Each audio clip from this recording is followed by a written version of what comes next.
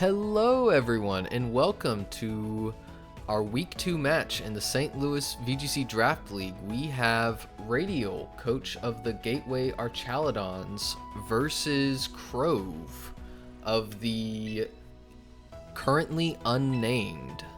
I am joined today by my co-commentator Ben. Say hi to the people, Ben.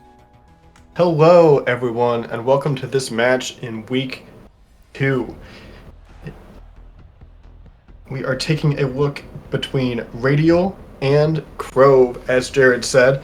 Now, I had the pleasure of watching Radial play last week, who was just edged out by Tapu Nani and the Totally Toad Schools.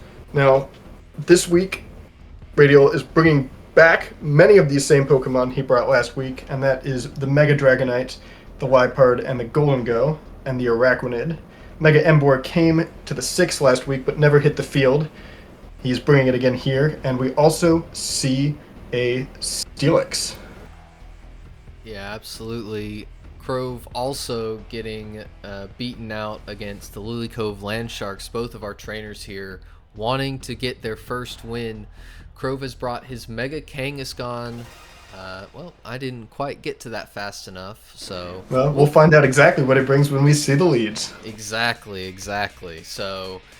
So he is leading with the Mega Khangaskan and the Rotom Frost against the Liepard and Steelix. Crove bringing the Mega Venusaur, Malamarr, Paldean, Tauros, Blazebreed, and the non-Mega Floette Eternal in the back. I think right away, the fake-out pressure from Khangaskan will open an opportunity for this Rotom to attack or set a nasty plot, but it's fake-out from Liepard that comes out first. Yeah, very interesting. Baseline Khangaskan did not go for that Mega immediately.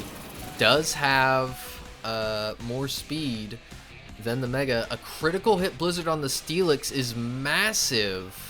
But the Steelix says, hey, I think I can outspeed you with a Rock Polish, trying to have time to set up that with that fake out. Will it be faster than this Rotom? I think it's worth noting that the Rotom attacked before the Khangaskan flinched, which means the Rotom is faster. If both were to be max speed, the Rotom would have to be Choice Scarfed for that interaction to occur, and I think a Choice Scarf Rotom is going to outpace a +2 speed Steelix. Yeah, Steelix being a notoriously slow Pokemon, Onix losing a ton of speed upon evolution, 30 base speed. I'm not sure if this Steelix will be able to outspeed this Choice Scarf Rotom. And yeah, now there is no fake out support coming from the Liepard, but we'll see what pranks or shenanigans it has as we see a Mega Evolution. Yeah, we'll see if Rotom has to go for Blizzard again. It's going to have to hit. We see a Thunder Wave into the Khangaskan, so that will definitely ensure the Steelix is faster than that Pokemon, but we'll see if the 70% accurate... Wow! Whoa! Steelix outpacing the Rotom. Potentially the Rotom not Choice Scarfed. Yeah, could be not Choice Scarf. We could just have two bulky Pokemon on Crove's side of the field. We see the Blizzard, and it does miss. That's absolutely critical. That does huge damage into the Liepard, but you really wanted to see a double KO on this turn if you're Crove. That Steelix hangs on and will be able to get one more Heavy Slam off with that Life Orb recoil. Now, it's interesting that Heavy Slam was not able to pick up this Rotom. I think in its base form, it's not very heavy, but inhabiting a refrigerator, it might have just enough weight to hang on from that Heavy Slam, despite the move being super effective. Yeah, Rotom, I'm not sure how much weight it gains, but that electric typing helping to neutralize the Ice-type weakness to Steel does right you are. Here. We see, speaking of Steel types hitting the field, we see Gholdengo. Possibly why Crove delayed a turn on Mega Evolving, wanting to keep the Scrappy ability, but now that it's gone... okay, so the Rotom is definitely not Scarf. Clicking Protect here, and we see a suggests a bulkier Khangaskan.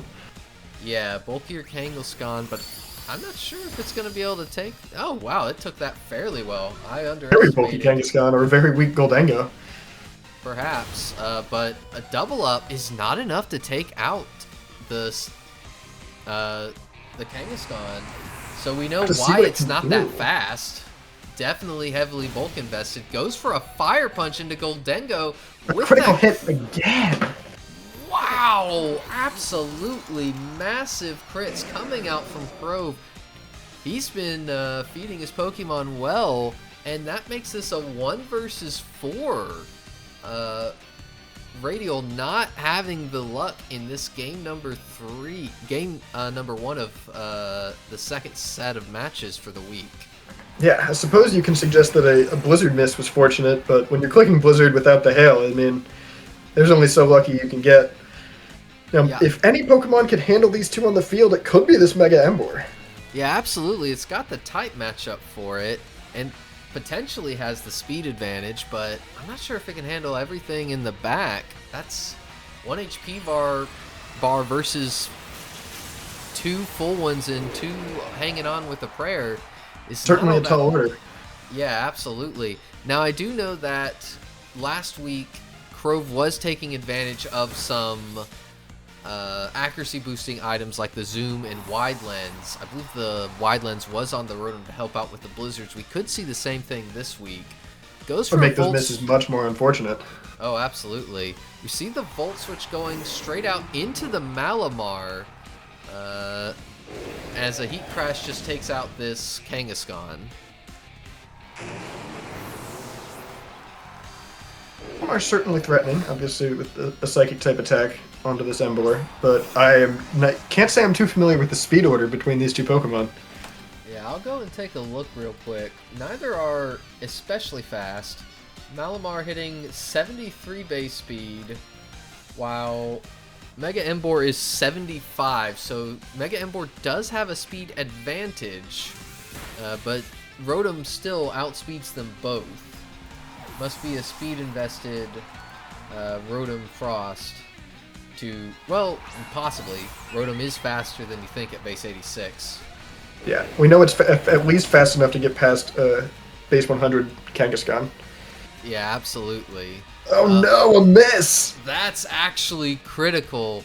If that is the best move, the squid has to hit the pig, then we could see a string of misses could allow this to happen. And Floette It outpaces the Floette? Oh wow. Not expecting that at all. Critical information for these trainers. Oh, absolutely. We see the Zen Headbutt come down, but Radial, at the very least, is able to get good differential here. Taking a 4 versus 1 and managing to squeeze out 2 KOs. That's really interesting. Floette Eternal, when it Mega Evolves, is over base, hitting that triple digits, but even the base Floette Eternal is base 92 speed. Really surprised to see the outspeed there. Yeah, I mean, I think there's a lot of bulky Pokemon over on Crove's side of the field, and it paid off in this match. But I think now with the trainers with more information, I think it will allow Radial to play a little bit more aggressively going into this game too. Yeah, absolutely. Knowing the speed tiers, knowing you can survive, knowing what the Steelix is holding in its sleeve, that rock polish and probably max speed on the Steelix, you have to wonder, what is Radial going to adjust to in this next game? Yeah, I think knowing that the Kangaskhan has Fire Punch will be the most critical piece of information. I think the Gholdengo did not get a lot out of its time on the field, and I think that was a big detriment to Radial's approach to this game. And now with that information, it may be able to better capitalize or stay at home, and we'll see something else. Yeah, absolutely. That crit from the Kangaskhan's Fire Punch, and then the follow-up from the little one from the Mega Evolution, Parental Bond, such a strong ability. We see a different lead. We see the Mega Floette immediately along with the Fire-type Paldean Tauros, but it's firefighters all over the field as the Emboar comes out, as well as the Liepard. Like we saw, we know this Emboar is faster than the Floette, but at neutral attack it was unable to take a KO with Heat Crash. At -1 it certainly will not be.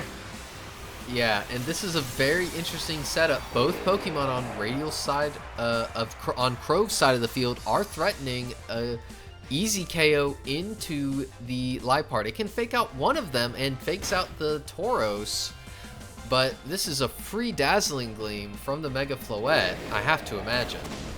I wonder if it could be a Draining Kiss set if it's so bulky. Maybe. Here comes a Moonblast straight into the Liepard. Does hang on with its Focus Sash. So all Pokemon are going to have the opportunity for another turn. We don't know everything this Liepard has, but I would expect a Thunder Wave perhaps to slow down this Tauros and let Emboar outspeed things. I would have to expect that as well. I think we don't know much about this Tauros, and Radial will be having to play around anything it could do. Yeah, so there's the Thunder Wave, giving one last gift to the Mega Emboar before it inevitably goes down here. We see a Heat Crash that is going to take out the Floette, and this could be a really dominant position for Radial. If it gets paralyzed, it does not. But that does mean that Liepard is still around to throw more status or do other prankster shenanigans. And we see the Rotom come in. If only the Liepard could paralyze the Rotom, but unfortunately it should be fast enough to outspeed and KO this Emboar. Yeah, absolutely not able to be paralyzed, and we know from last game that the Rotom does outspeed, bringing the really interesting goes for Blizzard. That's not enough to take out this Mega Emboar. Mega Emboar gets a massive amount of special defense from the Mega Evolution, coming in clutch there. Even at -1, able to take out this Rotom. Yeah, absolutely. It's a big turn for Radial. Yeah, absolutely. And now, this Paldean Tauros wants absolutely no part of the Water Bug type. With Water Bubble, both stabs resisted, and, you know, this Khangaskan is going to have to do something, but the Liepard comes out and says, hey, I can just fake you out. Liepard will show the faster fake out. I think it'll be able to paralyze this Khangaskan and maybe even let the Araquanid be faster at that point, knowing how Radial has trained some of these Pokemon, and we know that Kangaskhan's not all that fast. So we see the Kangaskhan click Protect, didn't see it in Game 1, so it wasn't known that that move was available. The high horsepower goes into the Liepard. You know, there's been a lot of interesting speed interactions this game, but base 42 speed Araquanid is not surprising that it's slower than this Tauros. But Water Bubble does allow the Liquidation to take out the Tauros, and our Araquanid says, hey, I can just heal up after that Blizzard. I'm fine. Yep. And now it'll be a 1v2 between this Khangaskan and Araquanid, plus that Gholdengo returns.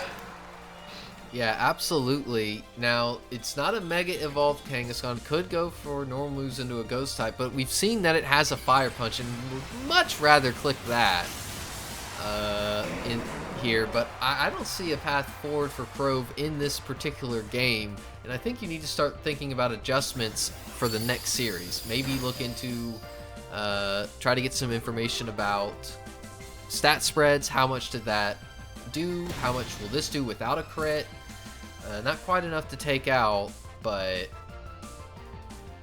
good information for later. Absolutely. I think it's also important to see that the Gholdengo was faster than the Khangaskan. I don't think we were able to see that last game. Or no, we were. Yeah, I think we were. Again, this Khangaskan, you know, to survive that double up, Make It Rain is not a weak move, especially when it's single target. So, nor is it a weak move coming from that Araquanid. Water Bubble is a very, very strong ability. Oh, absolutely. It's intense. And a valiant effort from both trainers. And we're going to game 3.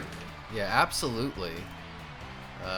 Coming straight down to the wire here. And now Crove finds themselves on the back foot. Interesting lead switch up, but I'm not sure that it was without the speed advantage on some of his Pokemon. I'm not sure that he was able to get what he wanted out of that game number 2. I think it was a well done job by Radial to be targeting the Pokemon that weren't protecting. I think The turn that he got the KO on the Floette, it was a big pickup. Yeah, and I think the Tauros missing the KO onto the Emboar and the Blizzard play from that Rotom Frost was a letdown as far as Crove's chances in that match. Yeah, again, I mentioned it in the game. Mega Emboar gets 110 special defense. A large portion of the Mega Evolution stat buffs went to that special defense. Not quite what everyone would have perhaps loved to see, but it is not by any means a frail Pokemon. So we'll see in game number 3, how do these trainers adjust, each looking for their first match win in this draft league.